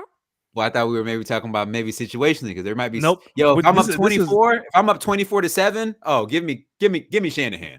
Give me Shanahan. It's going to get ugly quick. We talking about from the jump, 0-0 first quarter. You get to pick one. I'm gonna go Andy Reid, but here's why. Because I feel like I'll paint a scenario. Super Bowl comes, Chiefs win the coin toss. I don't think they defer. I think they take the ball. And they should. I think you take the ball and you try to score early. Let these guys know we are the Chiefs. And then I say that because I believe one of the best ways to beat the 49ers, in my opinion, you got to start punching them in the mouth and just start scoring, and then you got to make them play from behind, because I don't think they're really built to beat from behind. Now, obviously, I say that their last two games they've had to come from behind to win both of those games. But I would say this is not Jordan Love and the very young Packers, and this is not the Dan Campbell and the roll the dice Lions. This is Andy Reid and the Chiefs. So they're going to get cute. They're going to get gimmicky. They're going to get motiony here, motiony there. But when it comes time to putting the ball in the end zone, they're going to find a way to put the ball in the end zone. So I'm going to go with Andy Reid, because I think the first 15 to 30 plays from Andy Reid in that offense might be a little bit better than the first 15 to 30 plays from the Niners. So I will, believe it or not, will also take Andy Reid for a couple of reasons. We've heard the whole stat, when they beat the Packers, that was the first time that they've won a game in 30 games that they've won by being down 7 points in the fourth quarter. I know that he wasn't the head coach, but we know about the 28-3 Atlanta Falcons. He was the offensive coordinator there. He was the coach of the 49ers last time they played the Chiefs, and we, gave up a lead in the fourth quarter there as well. So Andy Reid has now done it. It was a while. It took him a while to get there. Couldn't do it with Philly, but he has now won the big game. And I think Andy Reid, as much as I love Shanahan, I think Andy Reid knows how to adapt his game plan to the players that he has on his team. And I think Shanahan wants to pigeonhole whoever his quarterback is and his offensive skill players into his system. And I don't think he's quite as flexible as figuring out how to make them work. I think Shanahan wants these kind of guys in his system, run the system. Even with Jimmy G, is like, when you hit your back foot, you're hitting this read no matter what. This is what you're going to do. Where I think Andy Reid has a little bit more flexibility. Like, okay, we got this skill player. We got this skill player. How can we maximize this guy's, talent to make things work? And, his look at his offenses over the years. I mean, going back to Philly to now, they're not the same. He had different skill players back then. They're not what they were then. So I think he's done a good job in his career just to kind of mold himself to what his players are. D, I'm glad you talked about Andy Reid's opening game script. That's where I was going to lean. Like, Andy Reid, that is his jam. Like his first, I think it's like 10 to 30 plays. That's his jam. I would take Reid too, but the gap isn't as big as I think people would think. Yeah. As much grief as I give Kyle Shanahan for his clock management and how we're supposed to worship him because he uses a fullback, I will say his run schemes, I think, they talk about Shanahan just because he puts his fullback on a wheel route every 5 weeks. I'm supposed to worship the ground he walks on. Anyway, his run schemes, like the angles he uses, like you can run the ball on Kansas City, and if anyone is going to find a way to run the ball outside zone, attack the edges, run away from Chris Jones, I don't think they're going to run at Chris Jones. I will say in the Ravens game, one thing Spags did, which I thought was genius, he put Chris Jones as on the defensive end. Yeah, like I thought that was, and he got some really decent pass rushes. So I thought that was really genius. I don't think Kyle's going to run right at Chris Jones. I think he's going to put Chris Jones in a spot where he has to make a decision, and that decision is going to be wrong. So like I just think Kyle's ability to scheme up the run game for Christian McCaffrey, like that might be the equalizer in this game, but I'm still taking Andy Reid. And I'm with you. If Chiefs win the coin toss, you take the ball, you go score. Look, I told Matt LaFleur what to do, and it worked. It worked in Dallas. It did work in Dallas. Jeff, I got a question for you. So you obviously remember a few years ago when you guys played the 49ers, not the 49ers, the Chiefs in the Super Bowl. What do you think, if anything, are some of the biggest takeaways from that game that you think Kyle and his game plan should take forward playing the Chiefs this time? Obviously, there's no Tyreek Hill, so that's what I was going to say. It's just thanking God that Tyreek Hill's not on that team anymore, because that was our backbreaker. I think it's hard because it's a different team now, right? They're a way better defense than they were then. I mean, their defense won them some games this year. They won that Ravens game, as far as I'm concerned. So there is that. You still have the Patrick Mahomes factor, but without Tyreek Hill, it's not quite as big play as it was when we played them a couple years ago. Travis Kelce, of course, is still there, but they're a different team now. They want to run the ball and play good defense. They got Pacheco, who's a great running back, play good defense. So I think there's not as much that they can take away from that game, because I think there's such a different team right now. Other than Kelce and Mahomes, it's really a totally different team. I think Rashee Rice is a good receiver, but he is on nowhere near a Tyreek Hill type player where you have to like roll coverages his way. You're changing your whole defense just to match up with Tyreek Hill. I think that's the biggest difference between this team and that team is the Tyreek Hill factor. That damn Tyreek Hill. I have a question. So I think last week the matchup was Kyle Hamilton versus Travis Kelce. Jeff, do you think Fred Warner is going to be able, because there are going to be some situations where Andy's going to try to isolate Travis Kelce to get man coverage or try to do something to get him some one-on-ones. Do you think Fred Warner can hold his own enough for the Niners to win that game? I do, and it's because that I think if I was running this defense, I'm taking Charvarius Ward, who I just told you took Amon-Ra St. Brown out of the game in that this past game. You put him on Rashee Rice. You say that's the best wide receiver. You take him out. Now we can run bracket coverage on Kelce. Have Warner underneath, a safety over the top. Make Patrick Mahomes beat us with other players, because those are the two guys, right? I mean, I think obviously Pacheco's there as well, the check downs and running game, but I think they ultimately want to pass the ball. And if you can bracket coverage, now Fred Warner actually leads the NFL in pass percentage against. So players that he defends as the primary defender, he leads the NFL in as far as linebackers go, middle linebackers. So he has that. He is one of the best cover linebackers in the NFL. So if there's anybody that can slow down Travis Kelce, it'll be Fred Warner. But I do think that they're going to still roll coverages his way. I think they will have a safety over the top. We play mostly zone, except when we have Charvarius Ward shadow their best player. So if they take Charvarius Ward, put them on Rashee Rice, and they're just going to bracket coverage Kelce, and then say Mahomes, you're going to have to pass it to MVS. You're going to have to pass it to, whoever else they have in the field, Justin Watson, or whoever the other players are. Beat us with those guys, because Rashee Rice and Travis Kelce are not going to be the ones to beat us. Funny enough, I was just ready to say I could definitely see them game planning for Travis Kelce and Rashee Rice. It's damn NVS who might pop out for like six receptions, 120 yards, and a touchdown in the Super Bowl. That would be hilarious. What's the FanDuel over under for that? Now we're talking. Yeah. I don't know if I want to. I don't know if I even want to look, because you might get me to throw $5 at it. I don't know. Do you guys have any early predictions for the game? This is going to pain me to say this, and I'll just say it, and then I'll be quiet. I think the 49ers are going to win, and I'll take it a step further and say Deebo Samuel wins Super Bowl MVP. That really hurts to say. Whew. Yeah, I'm glad one of us said it, because I'm not taking that bait at all. Here's my early prediction. I think I know how the game's going to go.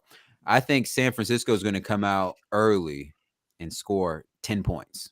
Just go up 10-0. They're going to go into the half probably up 10-3, and I can see the 49ers losing 24-10. From your lips to God's ears. I'd rather see a Patrick Mahomes dynasty than Brock Purdy kiss the Lombardi before Jalen Hurts. Oh, man, I would love to silence all the haters if Brock Purdy can pull this out. So ideally, obviously, I'm not going to pick the Chiefs. I'm a Niners fan, so I'm not going to sit here and try to pretend like I'm going to reverse jinx it and pick the Chiefs and say they're going to win. I'm taking my Niners. But what I would really want to see is I want to see a big game from Brock Purdy. Like, I watched literally every snap of his for the entire season, even when I was at work and I missed the game. I have NFL Plus, so I'd go back and I'd watch the condensed version in 45 minutes so I could see all the plays. And I think if you watch him as closely as I have, you're going to see that he is not the game manager that y'all think he is, or that he's been labeled as.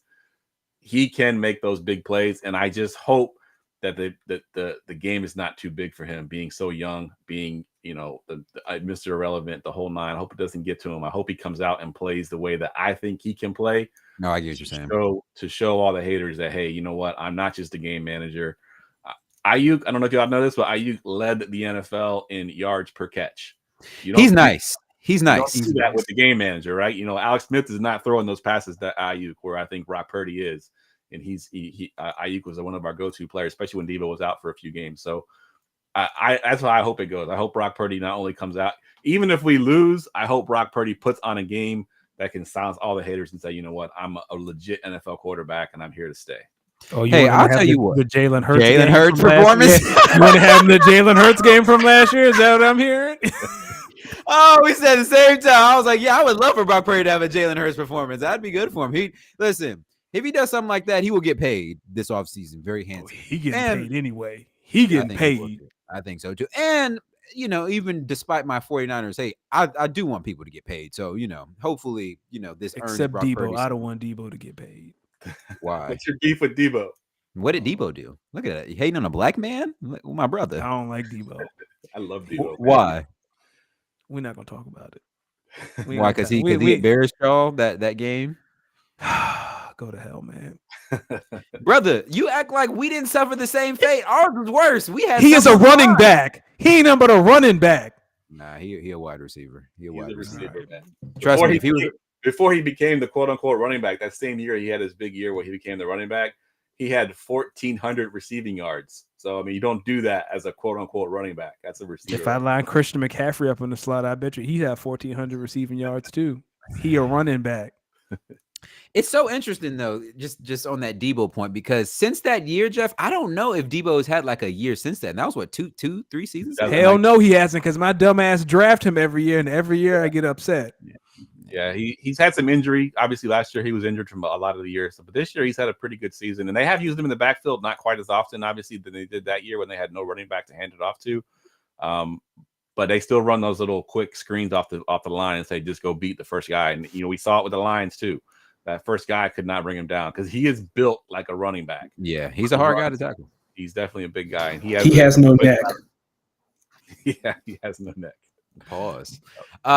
Okay, so I gotta go back because the chat's been going crazy, and there was one comment from my guy Kyle. He says, "I can't wait for Brock Purdy to win Super Bowl MVP. That will really piss people off."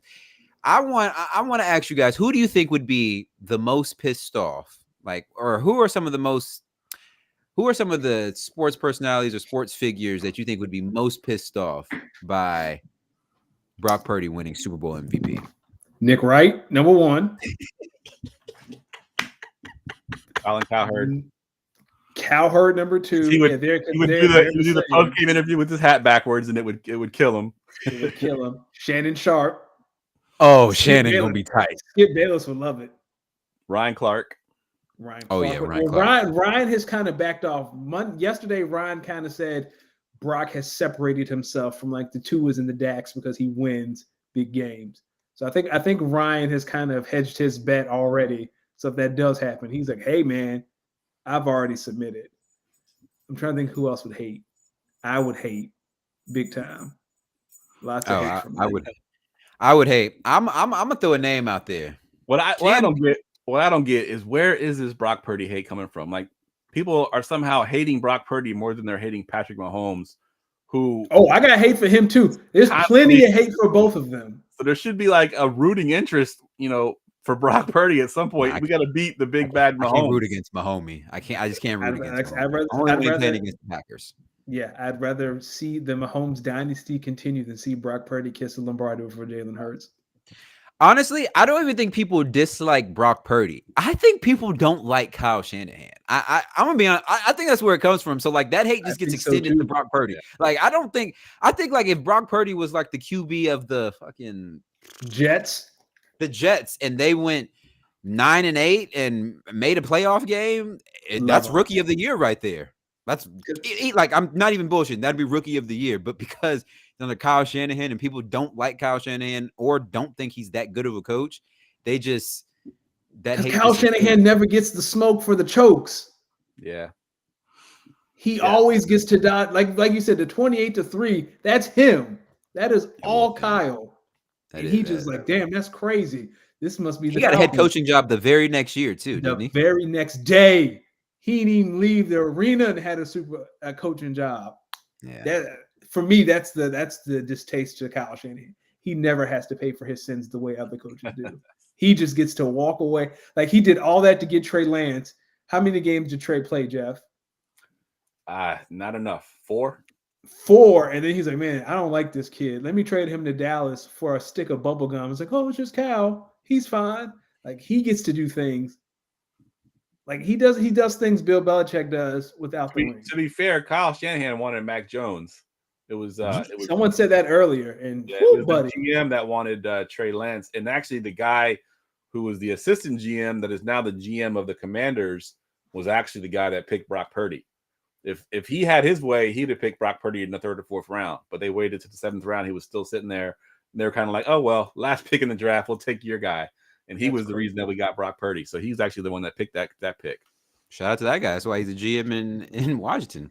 All you need is one good player on your GM roster that you can say, "No, I drafted this guy." You'll get it. You'll get a GM. Would you guys, if someone offered you the GM role in Washington, would you take it? Oh, I got. Yes, I got now. Now with the new owner. I don't know about before with Snyder because you know you were going to fail. There was no hope. You were going to fail. Yeah, and but this new management. And your name might be in a sexual harassment case at some point in time. Yeah. But under this new management, nah, I'd be a GM because listen, it all starts with a QB. I'm going to Sam Howell on my first day. I'm saying, hey, brother, you ain't got to go home, but you got to get the fuck up out of here. You won't be our quarterback next year. You will not be our quarterback next. Guaranteed. I don't care if I got to suit up my damn self. You will not be our quarterback next year. That's a lot of hate for Sam Howell. I don't think, I need Commanders fans out here to know, and Danny, we're from Virginia, so we know a lot of them. I need Commanders fans to just really accept Sam Howell is not good. I'm right here in Washington, D.C. Like I'm literally like 30 minutes away from Washington. You too, Jeff. Sam Howell is not good. That is, listen, that team employed. You ever hear the critiques about Joel Embiid and like the empty stats? Like this guy just puts up numbers against bad teams. That's how I feel about Sam Howell. This guy's always putting up numbers because this guy's always putting his team like 2 or 3 scores from behind, and now we're just trying to throw his way out of it. Like, this guy has 350 yards passing, 3 touchdowns, and 3 interceptions. What you didn't see was, they were down 17-0 deep into the 3rd quarter. Like, what are we talking about? This guy's not good. Not good. That team employed Carson Wentz. Let them fans have whatever sliver of hope they can get. Why do you think teams don't want to take QBs? Like, how do I say this? Not they don't want to take it, but they'd rather risk the free agency pool of QBs versus just biting the bullet and drafting one and just seeing how it works out. Yeah. So I've always said this, and it's very unconventional, but every other position, I know a quarterback is the most important position, but every other position in the NFL, when you're drafting, I mean, the Packers have known for they drafted 3 receivers in a draft. Why don't you draft more than one quarterback? Like, oh, now you're talking. The Commanders did it, and it worked out, right? Kirk Cousins ended up being the better quarterback over RG3. Obviously, injury played a part in that. But open competition, why do we have to anoint the first-round pick as you are for sure fire the starter? Like, why not just take 2? You only need 1 to be good. Once you have your quarterback, the other one's irrelevant. You're golden, and you can start filling around them. But you need that quarterback to be anything. You cannot be a good team without a quarterback. So until I have my quarterback, I'm just going to keep drafting quarterbacks until I land one. Mm-hmm. It worked for Pete Carroll. Absolutely. They went and got the free agent, the big name free agent, and then Russell Wilson showed up like, hey, I'm pretty good. And then, I mean, it worked for the Packers too. Like, a lot of teams, their biggest mistake is they always draft a quarterback when they need one. Shout out to the teams out here that just go and draft quarterbacks when you don't need one. Let's go. Howie Roseman, God bless you. Go ahead. What will Howie Roseman do? That's what he does. Howie Roseman drafts a quarterback like every other year. Yeah. Like this year's Tanner McKee. Tanner McKee's back up this year. Poster boys for that, right? The Packers are the. Don't know what a bad quarterback is in Green Bay. Don't know what that life is like. Because if you got a Hall of Fame quarterback and you still got a few more years of them, let's go draft. Let's go draft the young buck and let's just have him watch. Like, we don't need you to come in this year and be the guy, but we just need you to come in each year and get a little bit better. And that way, if your number gets called, Aaron Rodgers hurts a rib and we got to throw you into a game in Philly, you won't go out there and look too starstruck. He looked a little bit starstruck, but he played a game that game against Philly. You remember that? Remember the game against Kansas City when he played first time he played against Patrick Mahomes. He handled his business. Now the Chiefs ended up winning that game, but they handled his business. I've just never understood that. Like drafting a quarterback when you need one. So now all the pressure is on this guy to be the guy. And now you're just, I mean, that's way too much pressure, especially with the way the NFL goes. Like, yeah, with the rookie contracts, like Bam said in the chat there, the rookie contracts, the quarterback used to handicap you. If you missed on a quarterback, and you paid him a huge contract, you were handicapped for years. Now you move on. I mean, the Cardinals drafted a first-round quarterback, Rosen, and moved on from him the very next season with Kyler Murray. It's not as important. I don't like how they did him, but yeah, they did them dirty. But yes, it's not a big deal as it used to be. You could draft 2 quarterbacks. If there's 2, I'm not saying force it, but if there's a deep quarterback class and you could reach on a quarterback in the 3rd or 4th round when you've already taken your first-round quarterback, and the 3rd round quarterback might end up being better, why not? Because you can get a receiver there, you can get a linebacker there, you can get whatever. But if you don't have your quarterback, those skill players are going to mean nothing. So it doesn't matter. Nothing. And if you do not believe us, ladies and gentlemen, you don't even have to go far in the NFL to look. I just want you to look at what's going on in Pittsburgh right now. There are 52 men who are begging Mike Tomlin, please find us a quarterback. Especially George Pickens and Deontay Johnson. That's all we... Yo, imagine being like wide receivers on these type of teams where you just know that if you guys got a quarterback, y'all will be straight. I know the Jets were so sick on 9/11. So sick. You watch your QB comes out there holding the flag, running out in the field. You meant 9/11 last? I thought you meant September 11, 2000. Man, we all were a little bit sick. They played a game on 9/11. Come on, yeah. I got you. It took me a second. I got bars. I got a few bars. You watch your QB run out on the field with the flag on 9/11. This brother doesn't even make it through a full offensive series. Tears his Achilles. Well, you know what that is? That's that terrible field at MetLife. Maybe, just maybe. I mean, that could be money for something. That could also be AJ hurt his knee. But I would also say my man's also up there in age, so that too. He's not a spring chicken. Not a spring chicken. All right, you guys ready to talk a little NBA? We've been an hour strong on NFL. We can do our quick hitter section, Jeff. So we like to do big deal or no deal. We're still deep in the NFL season, so usually we've been using this as of late to talk a little NBA. Let's start right in Brooklyn. So reports are coming in that Ben Simmons. I can't say this with a straight face. Reports are coming in that Ben Simmons might be returning to an NBA court soon. Danny, is this a big deal or no deal? Who gives a rip? I don't care. He still can't shoot. I didn't even know he was still in the league. I thought he was. Oh, man. He is a ski mask Hall of Famer. First it was Brock Osweiler. Now it's Ben Simmons. Ben Simmons gets paid to play 6 games a year. He hurt his back every year, and then he's gone. And then he turns the bench into a fashion show. I don't care. That brother do be fresh as hell on the bench. This is what I'm gonna say. This is not a big deal, but what I think is a big deal, if you know Ben Simmons and you know how he's been a ski mask Hall of Famer in the NBA these last few years, then I think all of us can take time to think about our own jobs because we know a Ben Simmons. We all know a Ben Simmons. And if you don't know who the Ben Simmons is in the office, you are the Ben Simmons. You are Ben Simmons. If you can't think of that person off the top, you are Ben Simmons. If you got to think about who might the Ben Simmons of my office be, you might have to do nothing. Hey, but shout out to the Ben Simmons of the world because listen, they don't do nothing for about what I'd say 7-8 months out of the year, but them 3 months that they work in, oh brother, you're getting generational numbers. You're like, oh man, that guy's got potential. Really productive, right? They always fall in love with the potential. Wow. Chuck Listen. really knows his way around a spreadsheet. Do you see how fast he put that PowerPoint up for us? Do you see how he just was able to just jump in and just present this work so eloquently? Man, this guy. He might be something. We need to talk to him. And then Christmas comes, hit the reset button. Chuck comes back January, and he good until the 4th of July. Listen, Listen, one of the worst things you can do is be too good at your job. You got to have a little BS in you, just a smidge, because you're too good at your job. Guess what? You'll never get left alone. Mm-hmm. Ask me how I know. How you know? Because that's me. Listen, brother, I've been there. I'm still there sometimes. Listen, one of my other favorite things, speaking of the NBA, with the NBA trade deadline approaching, one of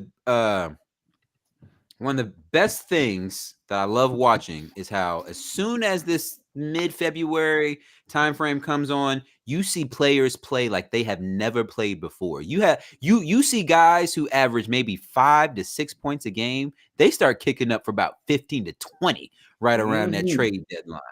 So we're going to take this off basketball, guys. What are some things that happen in our lives that'll make you just act right? Maybe you've been slacking off a little bit, something happens, and now you're like, oh, no, I got to get back on it. I'll let you go first, Danny. I got a couple. D, you go first. Listen, I'm going to start this one off. This might sound a little toxic, but when I see my exes pop up with new men, I'm going to be honest with you. When I see one of my exes pop up with a new man, that's when I'm like, yo, I got to get back in my bag. I got to start kicking. I got to start living I got to start doing better with my life. Now, I know some people are like, what? Why would you say that? Ladies, if you're listening to this, just let the brothers talk real quick. Fellas, just paint the picture. You with a fine PYT. She's a pretty fine young woman. Y'all go y'all separate ways. Mm-hmm. You take a little bit of time, but you manage to get back on your feet. You're starting to get your confidence back. You get on IG, maybe like 3-4 months later, you see her booed up, posted up. Now every time she go to a restaurant, it's always 2 plates and 2 dishes, 2 cups. The worst. Now you just sitting there shaking your head. It'll make you get into your bag. It's like, nah, I got to go a little bit harder. Come on, my brothers in here. Before I know y'all are married men, but come on, back in your day. I've been out the game 10 years, but y'all act like I'm in the game, but I still know. I remember. And then you go talk to her friend, so her friend can tell her. I've been at the game so long that Instagram wasn't a thing when I was in the game, so it was a lot harder to see these on Instagram when you were writing letters. Jeff, some may say you're lucky. You got out the game early because Instagram came around and it's been ruining relationships since. And shout out to Meta. I would say go talk to her friend. Oh man. All right. Let's go into some WWE talk. I don't have a lot more NBA talk. Listen, Jeff, the Royal Rumble was this weekend. I don't know if you're a WWE guy, but the Royal Rumble was this weekend. I know absolutely nothing about WWE. It's all good. Me and Danny will take this one. Danny, listen, the Royal Rumble was one of my favorite events of the year. It's such a unique match. You just throw guys over, last guy in the ring. You're going to WrestleMania for a chance to win a WWE. I mean, for a chance to main event WrestleMania. Yeah. So this year we had the men's and we had the women's. Now I will say this: I thought the women's Royal Rumble, I thought it was really good. I was a little shocked. Match of the night. I was a little shocked by the winner, but that's how I know it's a good Royal Rumble because I was not expecting Bayley to come out the winner. So I'm going to salute to the women's. Now, let's go over to the men's. That was not what I expected. I was upset. I was upset. So here's my thing. There was not one surprise guest entry. Everyone that popped in, I was like, oh, okay, he's here. Oh, okay, he's here. Oh, Cody at 15, CM Punk at this number. Okay, I get it. Where's the surprise? Where's the 08 John Cena surprise? Holy shit. Like, even number 30 was who? Kofi Kingston, I believe. And The Miz. So it's like, okay, like, all right, I guess. Most surprising thing was when I found out afterwards that CM Punk had tore his tricep. Like, WTF, CM Punk. I don't know. I just a little disappointed. I think, I know WWE has had a rough, long week with the Vince McMahon lawsuit and all that, but just a little underwhelming. I do have some takes, but I think Jeff, you have to go, right? I got to get out. Yes, sir. I really appreciate y'all having me on, man. It was great to finally come on the show and talk some football with y'all. I always love watching your show. I know it's on my network, but I listen to your show in the car on my way home from work sometimes. So I appreciate both of y'all and what y'all do here. So thanks for having me on. Yes, sir, Jeff. And just know if the Niners win, we're going to want you back. All right, I can do that. A couple weeks after the win, not right after. No, not the we're gonna go live right after the show, right after the Super Bowl's over with. We're going live. I'll be drunk as hell, but we'll do that. All right, appreciate fellas. you, Jeff. Later. Great show. Have a good night. You too, Danny. So again, I'm gonna say this. Here's what I'm gonna say. So Miz comes out. I think it was Miz Kofi Kingston last two. Something like that. Let me tell you something. When it came down to just Cody and CM Punk, that was the only time of the Royal Rumble match where I didn't know who was going to win. And then when Cody ended up winning, I was like, oh wow, they're really doing the back-to-back thing. So that's why they've been pushing the storyline of there's only been X amount of back-to-back. So last one was Austin, right? Yeah, the last one was Stone Cold Steve Austin. And I don't know. I'm happy for Cody because I do think, Cody's been working hard. He's been helping carrying the company on his back for the last year. But I was more disappointed for real in the championship match than the men's Royal Rumble because I thought the men's championship match it was so flat. Like I thought AJ Styles was going to kick out, and then that was it.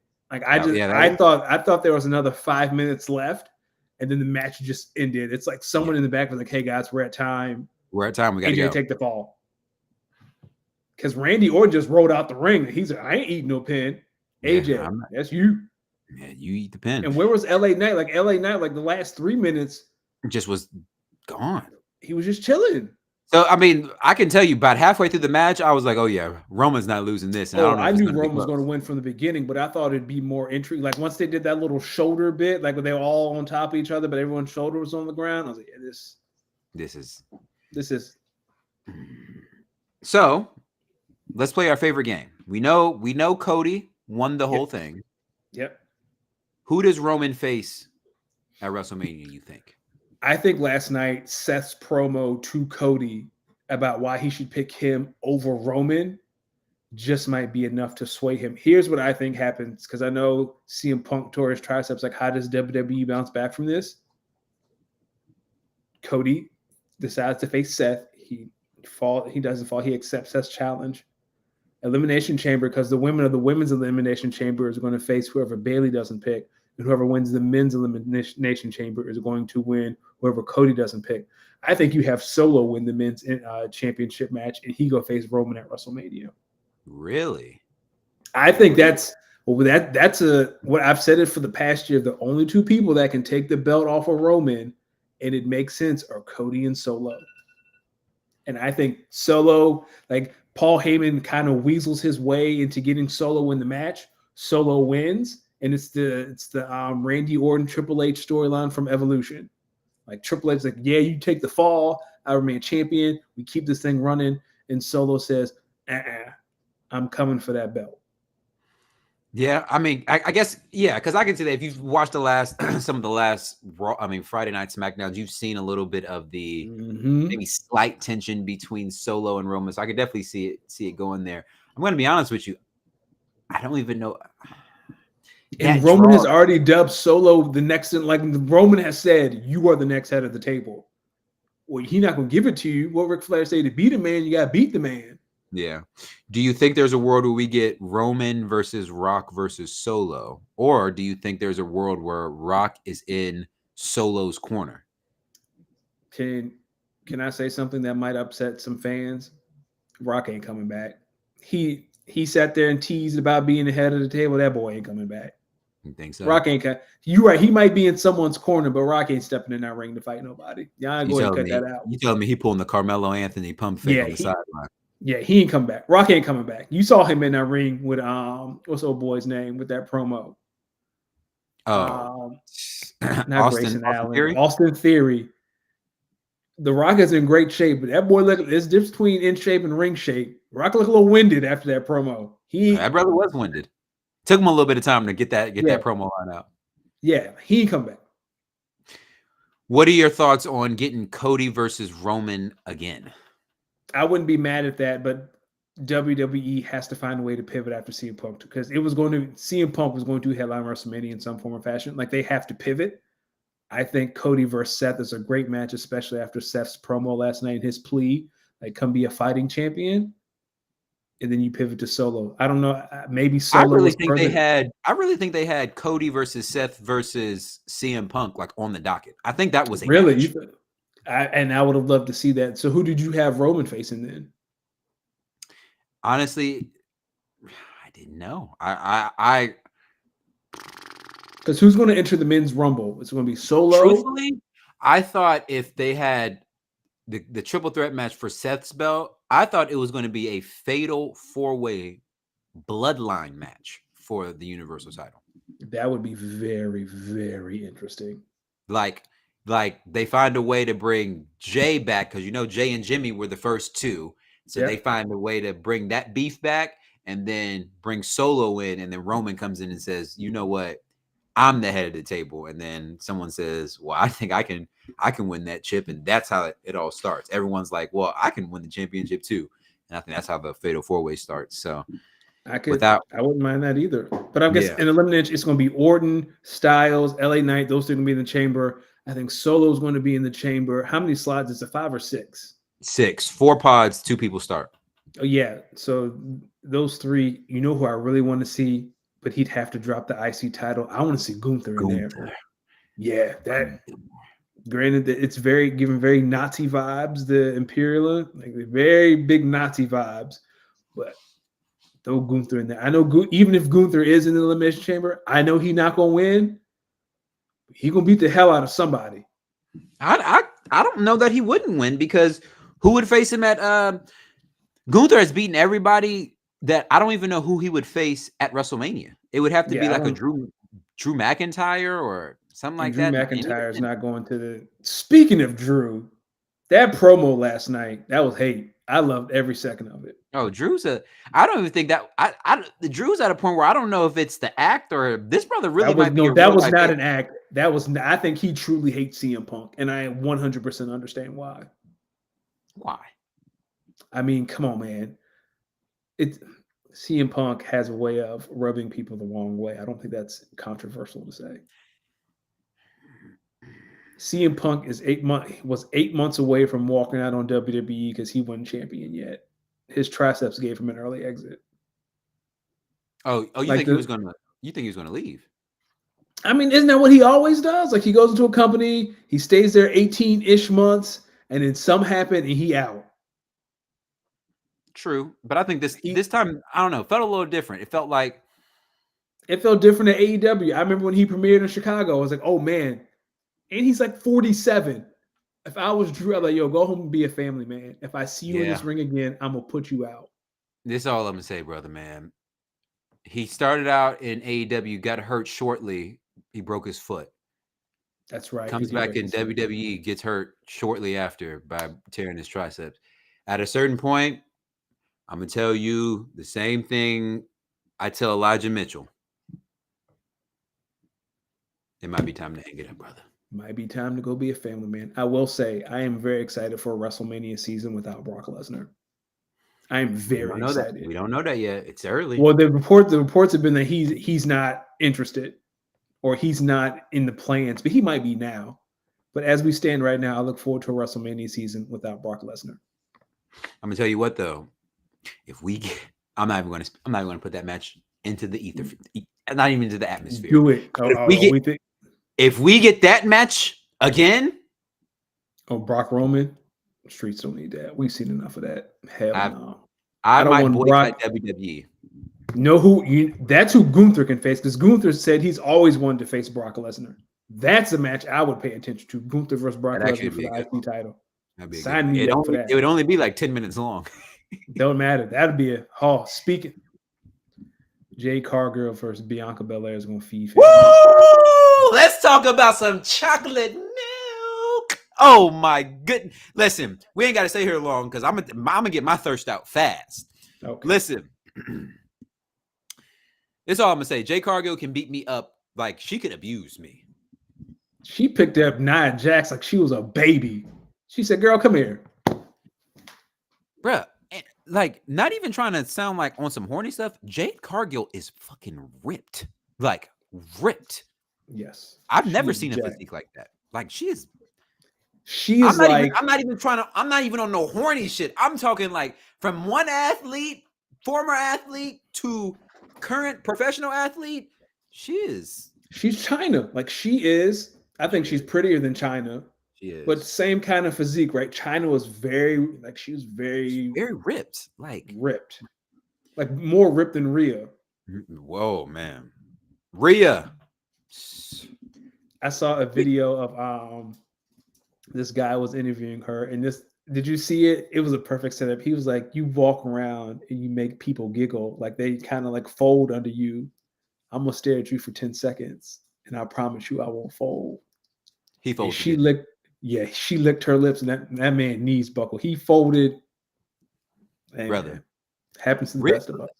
Listen, Rhea Ripley is like the sneaky type of fine. You like, oh my, like now. But this is what I'm gonna say. Rhea Ripley don't like she. Never mind. You can't say that. You can't. No, you don't. I don't know what you're about to say, but nope, that's not. You think she? Listen. Nope, we not. Nope. I'm gonna say Bailey and Damage Control is going to be a great story. That gives Evolution vibes.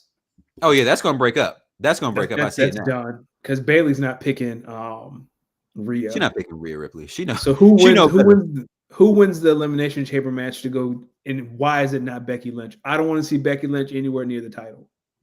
Oh, it's gonna be Nia Jax.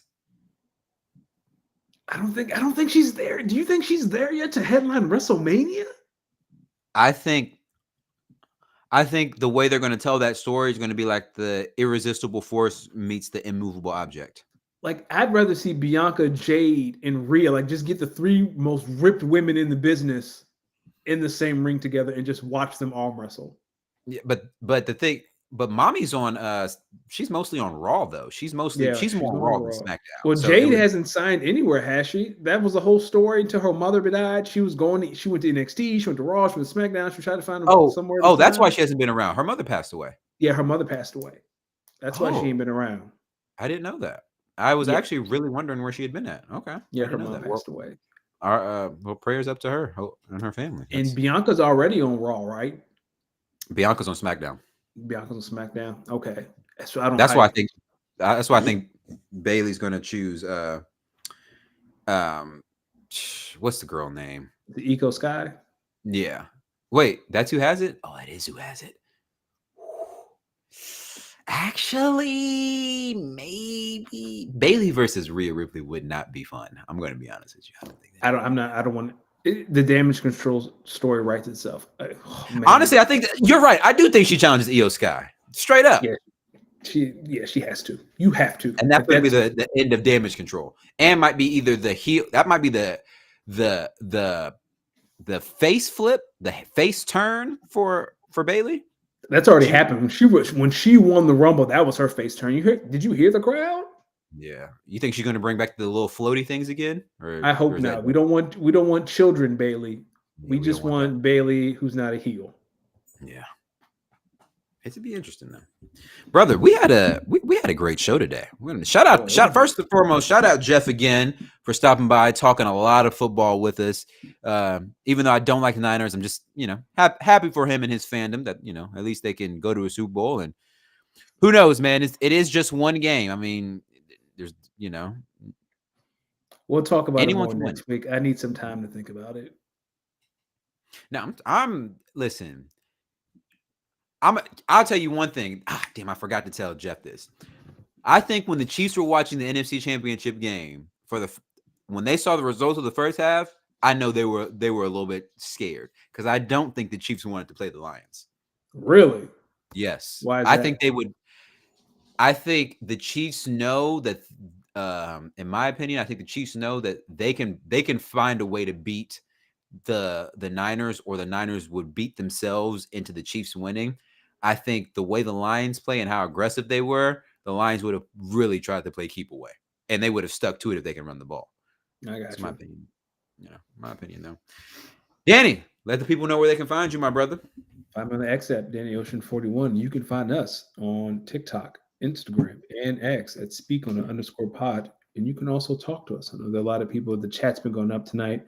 Appreciate all the love. But guys, you can send your emails to speakonapod14@gmail.com. You can ask us anything. And if it's too absurd, we'll just reply back via email and block you. But we're pretty flexible.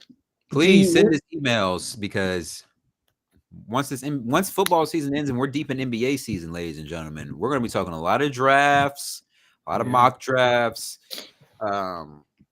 Yo, I got a funny story to end the pod. First and foremost, make sure you're following myself on X, on Twitch, on all the social medias at LosDMix. That's LOSDEEMIX. All right, funny story. So, the other dynasty league that I'm in, this the 12-team PPR one. So this is the team that I have like Patrick Mahomes, I have Tyreek Hill, Devontae Adams, George Pickens, Romeo Dontavius Wicks, Aaron Jones, Ramondre Stevenson's good team. The team started out 6-1. We finished the season 7-7. So it was a complete and utter collapse on the back end. But this is a really good nucleus of a team. I won the Booty Bowl to win the 3rd overall pick. And then I traded Tagovailoa to get 106 in Zamir White. So, kid you not, yesterday in this group chat, we're having our another normal sports debate. You know how sports debates are in the fantasy group chats. With all the different fans of different teams, you know how it gets all the time. So it's a conversation about the Bengals, Joe Burrow. No, it was a conversation about Joe Burrow versus Justin Herbert. Who's the better QB? And essentially, I came in and I was like, okay, well, like, what does Burrow do exceptionally better than Justin Herbert? And someone said, win. And I said, well, win what? If we're talking winning, then no one's better than Mahomes because he's the only one that seems to keep going to the Super Bowl and winning them. Like, Burrow got there and lost. Herbert's blew a 20 whatever point lead. So we're going back and forth about that. That turns into a conversation of is Micah Parsons a bust if he was taken at the same draft capital that Chase Young was taken at number 2 overall. So it was like, okay, if because Micah Parsons doesn't always have the sack numbers, but you can't look at his whole body of work and say he would be a bust if he was taken at number 2 overall versus a Chase Young, who I don't know if you've been seeing. He's been in the headlines a little bit for like his lack of effort. Yeah, I would say to trade him. Yeah. So this is not where this conversation gets the most interesting. So this, again, regular ball conversation, because everyone's like, yeah, no, you can't consider Michael Parsons a bust, but Chase Young, I maybe see the argument, but I don't know if I'm there yet. So this turns into an argument, and one of the guys that's like seriously arguing is the commissioner of the league. This turns into an argument about is it all about winning or is it all about stats? And then everyone in there was like, dude, the only people who care about the commissioner is arguing that it's a little bit more stats than wins. And the 11 other people in the chat were like, yo, my G, I want to let you know that the only people who really care about stats, like stats, are us in the media. These players, they want to win championships. Like, yes, they want to get their stats second, but priority number uno, they want to win championships. So then he was like, well, then if it's all about winning and the only thing you can win is chips, then everyone needs to shut the fuck up then. And then I was kind of like, whoa, hold on, buddy. I've seen my team win. I've seen my team win. It's been a while, but I've seen my team win. Had a Ravens fan in there. He was like, I've seen my team win in 2012. Had Eagles fan in there. I've seen my team win in 2017. The commissioner who's talking is a Bengals fan. Ooh. Put that in context. So then, I kid you not, he got so mad. What do you think he did? He nuked the league? nuked the fucking league, bro. No. He got so mad. He started removing people from their teams and then just nuked it. Nuked the entire league. But this is even pettier. He didn't. He nuked the current year. Like, so we had already finished last year and we were prepping for this draft season. He nuked this current league. What? Dog. And everyone was like, no fucking way. No fucking way. No of course, way. one of my homies in there, right before the league was fully nuked, he goes in and he starts a screen record and he just looks at everyone's roster, what draft picks they accumulated, then goes back through the league activity, goes through all the trades that have happened, what draft picks and all that. He comes back to the remaining nucleus of the people left, and he was like, yo, such and such, I mean, the league is gone. All we have is this. Do you think we could restart? Do you think we can make another league and just basically start it from where we are, like right here? And essentially, I put my commissioner hat on. I asked a couple other people, yo, I'm gonna need y'all to commission with me because I already commissioned 2 leagues. Can y'all do it? They came in. I made them co-commissioners. So now we have a brand new league with the settings of this league that just got nuked. We just transferred all that information over, started a brand new dynasty league, and we just got obviously that guy who nuked the whole league, the commissioner. We had to replace him because we were just like, okay. The thing is, we offered him his team back. We were like, yo, here's the thing. That was like some real childish shit that you just did. And normally, like when people get removed from like the group chat, like playfully because they've been talking too much or they are scaring the hose, give them about an hour or maybe a day, and someone add them back. That's normally what happens. And usually the commissioner is the guy who's kicking people out and then bringing them back in. He got kicked out because he started this whole argument and didn't want to, and he just was getting argued against. He kicked everyone out. And so we were like, okay, we'll bring you back and we'll give you your team back, but we don't trust you to be the commissioner because we don't want you getting so emotional that you just press the red button every time you get upset. Like, we're not doing that. So we said, what we're going to do is we're going to stick with this tribunal commissionership. The 3 of us, we will implement the changes, but we will just vote on everything as a league. And that way there really shouldn't be, and it should be a lot of peace of mind here. What do you think happened? He told y'all to kick rocks. Told us to fuck off. He said he said we lack respect in that league. And everyone was like, huh? We was like, my G. We was like, my G. First off, you always kick everybody out. 1. And then 2, we was like, dog. Someone was like, yo, I just went back and looked. It was 3 minutes from when he got removed to when he started kicking everyone out the league. And so we was like, all right, we good. Like, if you don't want to come back and we offered you to give your team back and you want to act like this, it's in God's hands now. Can't do business with that. Jesus. So man. I was like, I have never seen nothing like this. Like, I'm after this, I'm gonna text you the message thread of how it started, and I'm gonna say, this is how we ended up. This is the conversation that led to my man nuking a whole league. Please send it. I need to read this. So the previous league name was Toxic Dynasty Football League, right? After this shit happened, everyone was essentially trauma bonding together. And what do you think the new name of this football league is? Super Toxic. The United Football League. Because Bye. now. Good night. No. Because now.